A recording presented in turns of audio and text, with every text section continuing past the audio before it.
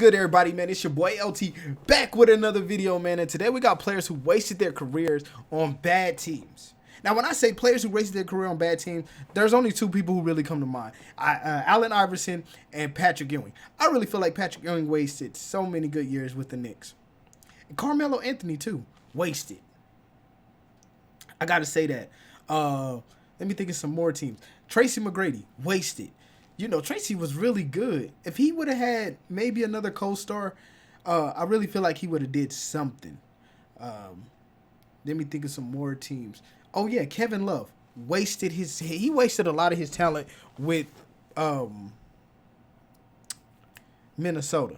And I'm a Minnesota fan, but I'm going to be real with you. I'm going to tell you he wasted his talent there with Minnesota. Karl Anthony Towns is doing the same thing. He's wasting his career trying to stay with Minnesota. I would have said Giannis, but Giannis got a ring, so I'm not gonna say Giannis is wasting his career. He did what he needed to do. Clippers. I want to say Chris Paul wasted a lot of his good years with the Clippers. Pistons, Ben Wallace. I know they got a ring. I still feel like he could have got more if he was with a better team. That team was good, but it only lasted a year, as we very well saw. So, man, we're going to check this out and see exactly. Oh, that's another person. Pistol Pete. The Jazz? Pistol Pete? Like, yeah, no, bro. We're going to go ahead and check this video out, man.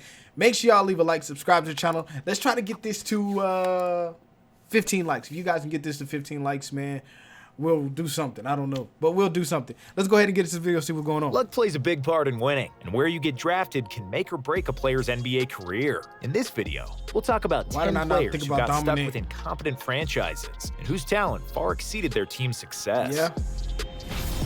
Let's see. Oscar Robertson.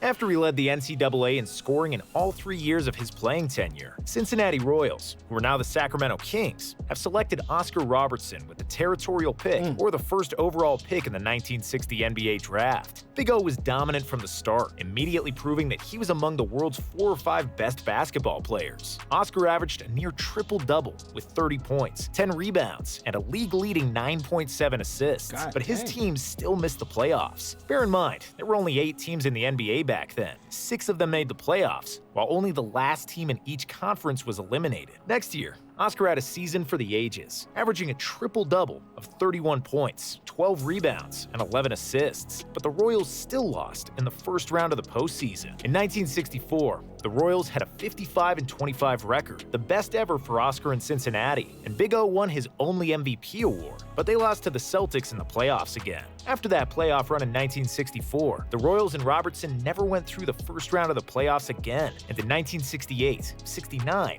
and 70, they didn't even make the postseason. During the 60s, Big O made first-team All-NBA every year. He led the league in assists 7 times and was a scoring champ once, with high efficiency every year. The lack of quality support, especially at the center position, constant coaching changes, and racial abuse made his life in Cincinnati miserable, and he was finally traded to Milwaukee in 1970. In his first season as a Buck, Big O won a championship next to Kareem Abdul-Jabbar, then known as Lou Alcindor. Oscar was, without a doubt, the best guard of the 60s, with only 2 playoff series victories to show for it, and only 6 playoff appearances when only a handful of teams didn't make the postseason. So, it's safe to say that the Royals have royally screwed up during the Big O era, who was...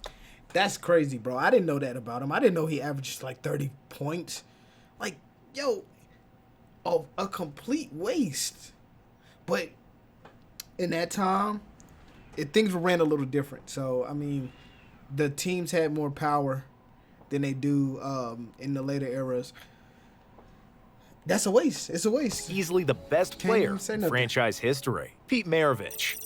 Pete Maravich joined the NBA in 1970 after a spectacular college career at LSU. And even though he set some scoring records that still stand today, including a 44-point season average, his LSU Tigers were never good enough to reach the NCAA tournament. A similar trend happened in the NBA after he was selected with the 3rd pick by the Atlanta Hawks. A phenomenal ball handler and a killer scorer, Pistol Pete averaged 20. So did he get traded to the Jazz? That's my fault, because I'm not a buff on Pistol Pete. So So he went to the Hawks and then got traded to the Jazz? Because I swear he was in the Jazz jersey when I saw him. 5 points per game in 4 seasons as a shot. Hawk, with 2 All-Star selections. However, the team was just good enough to sneak into the playoffs, where they would regularly lose in the first round. Good. After year 4, where they didn't even make the playoffs, Maravich was traded to the New Orleans Jazz, an expansion team that just started its journey as an NBA franchise. During his 5 years in New Orleans and half a season in Utah, the Jazz never once had a positive record, and Pistol Pete didn't even get a taste of the postseason, despite 3 All-Star nods, 25 points per game, and 1 scoring title.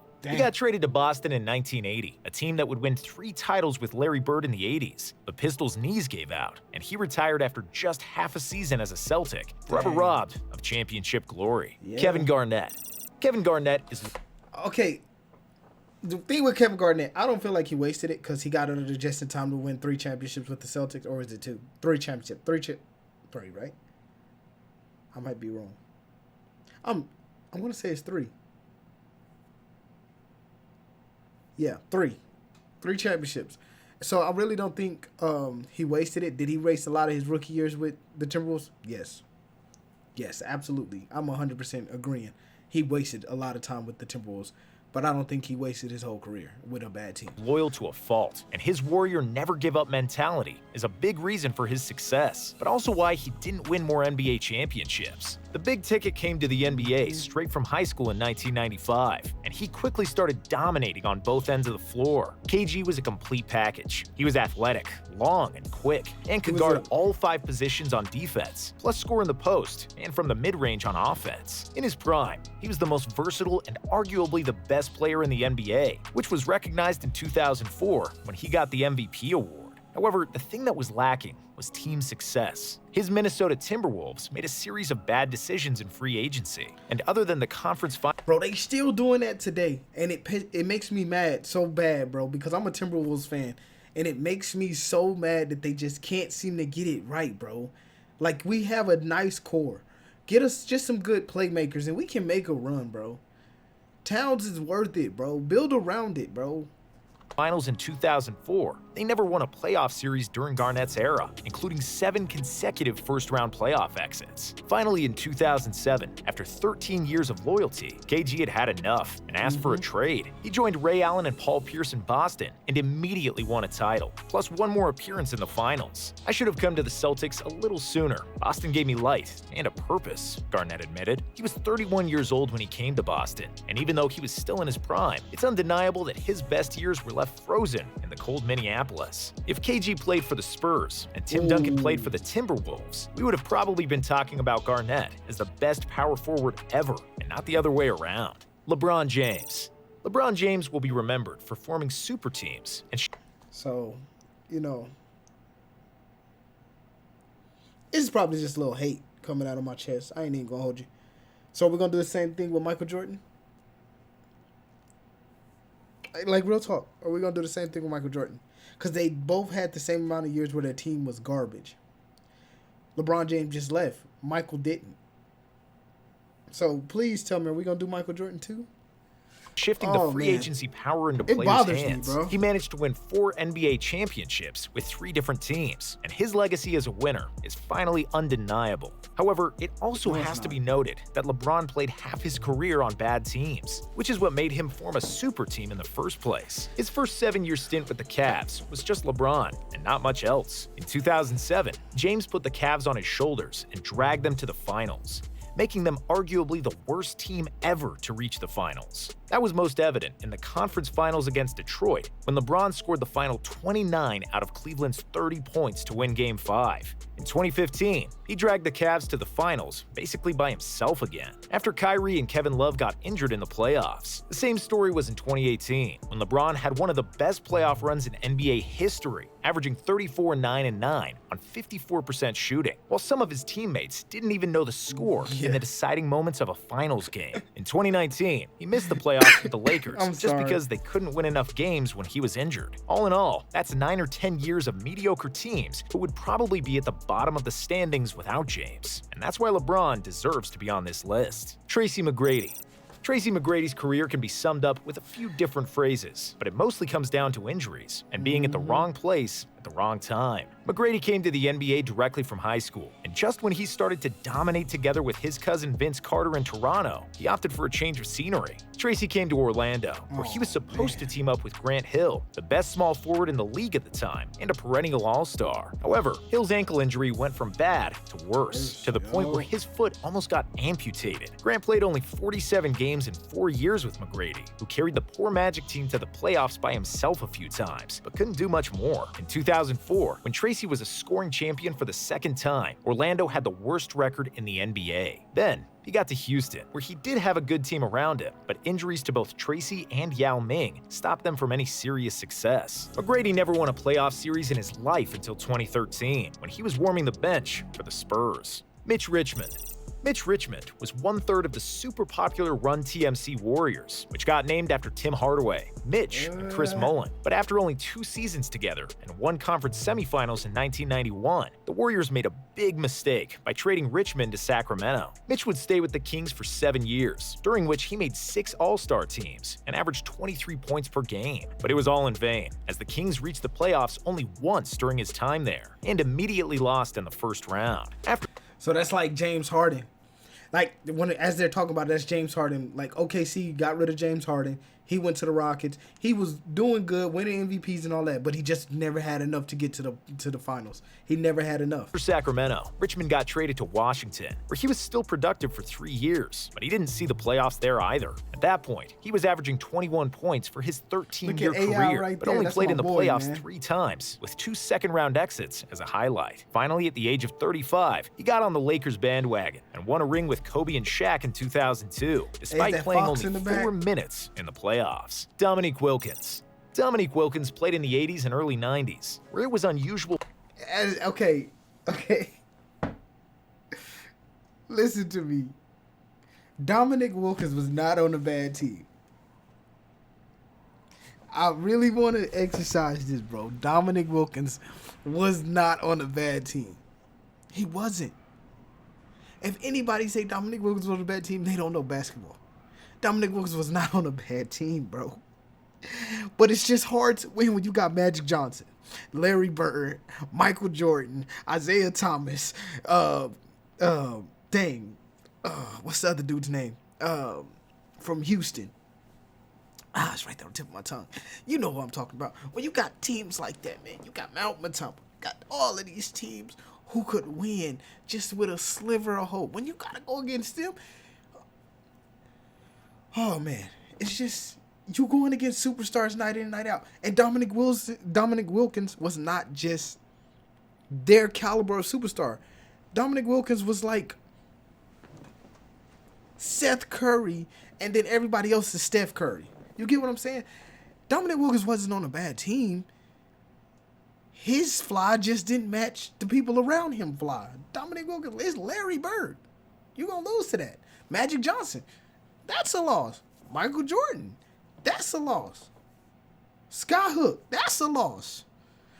It's just, I don't know. I know they're going to try to make it seem that way, but no, Dominique Wilkins was not on a bad team. Well, for stars to ask for trades, meaning they would stay with the same team for the majority of their career. Wilkins is synonymous with the Atlanta Hawks, where he played for 12 seasons, during which he was an All-Star 9 times, a scoring champion, and a 7-time All-NBA member. Wilkins was one of the best scorers and most attractive players in the NBA for years, but when it came to playoff time, Nick's accomplishments started to dwindle, and not because of him. The Hawks were stopped in the second round 3 times, in the first round 6 times, and 3 times they didn't even make the playoffs during Nick's 12 years there. They were decent, but not good enough, which was a waste of Dominique's talent, who averaged 26.4 points in Atlanta. Shareef Abdur-Rahim. Real talk, do y'all feel like Dominique Wilkins wasted his talent with them, with the Hawks? Just, I mean, be honest. If you feel like he did, that's you. I don't. I feel like he had the team. It's just hard to win with a bunch of people like that in the league at the time. I'm just being honest. It's like Damian Lillard. I don't look at Damian Lillard and go, oh, snap, you know, he's just on a bad team. Damian Lillard had good pieces around him. Now he don't, but he did at one point. But it's just hard to win when you got the Splash Brothers. You got LeBron James and Kyrie teaming up. You got KD and Westbrook somewhere. You've got Kawhi Leonard and the Spurs down there. You've got the Dallas Mavericks and dang, right there. What's the name right there? Dirt down there. You got the Lakers. You got team. You can't. Well, the Lakers wasn't even good at that point. So Clippers, you know, you've got teams that are really good. It's hard. Toronto, even with Toronto's bench, Toronto has one of the most amazing benches I've ever seen, bro. Ever seen. They know how to draft. I've been noticing that. They really do know how to draft, but I don't know. Shareef Abdur-Rahim was the 3rd overall pick by the Vancouver Grizzlies in the famous 1996 NBA draft. Even though there were better players than him selected later, namely Kobe, Nash, and Ray Allen, Reef did not disappoint. He was a 6'9" power forward who averaged 20 points, 9 rebounds, and 3 assists in his first 8 seasons in the league. But he played for some of the worst teams in NBA history. The Grizzlies never won more than 23 games in Shareef's 5 seasons, after which he was traded to Atlanta. With the Hawks, he was selected to one All-Star game. But the Hawks were also a sub-500 team, and so was Portland, Shareef's next destination. After that, injuries took their toll, and he was not as productive, despite finally making the playoffs with the Kings in 2006. Ray Allen quickly established himself as one of the best shooters in the NBA, but other than the 2001 trip to the conference finals with the Bucks, his prime was spent on mediocre teams. During his 6 seasons in Milwaukee, he missed the playoffs 3 times, with 2 first-round exits, despite Allen averaging 20 points per game. Then he got traded to Seattle in the middle of the 2003 season, while the Sonics were in a transition period after the Gary Payton and Shawn Kemp era was finally over. It was painful watching Ray fill up buckets that didn't mean anything, with only 1 winning season and 4 missed playoff berths. In his first 11 seasons in the NBA, Ray averaged 22 points per game with only 4 playoff appearances, which was unworthy of his talent. Zach Randolph got drafted by the Blazers. That is true. I always thought Zach Randolph was cold. I always thought he was cold, and I was like, yeah, his team is just garbage, bro. 2001, who had a veteran team, leaving very few minutes for Z-Bo in his first 2 seasons. But at least they made it to the playoffs in those 2 years, something Randolph would not taste again until 2011. Z-Bo became a starter at the beginning of the 03-04 season, and he averaged 20 points and 10.5 rebounds for the next 8 years for Portland, the Knicks, the Clippers, and Memphis. But wherever he was traded, the team sucked. Randolph never played for a team with a positive record and missed the playoffs year after year during his prime. It was only during the grit and grind era of the Grizzlies when Z-Bo finally got his shine, even though he was already in his 30s when he won his first playoff series. All right, man, that was a good video, man. I did enjoy this one. There were some discrepancies that I really didn't agree with, mainly the Dominique Wilkins. But, man, it is what it is, man. If y'all guys did enjoy this video, man, and y'all want to see more of me react to more stuff like this, man, go ahead and hit that like button. Subscribe to this channel. Turn your notifications on. Leave your boy a comment. And let me know, were some more players that was robbed because of the team they were on? But I'm going to go ahead and get up out of here. LT is out. Peace.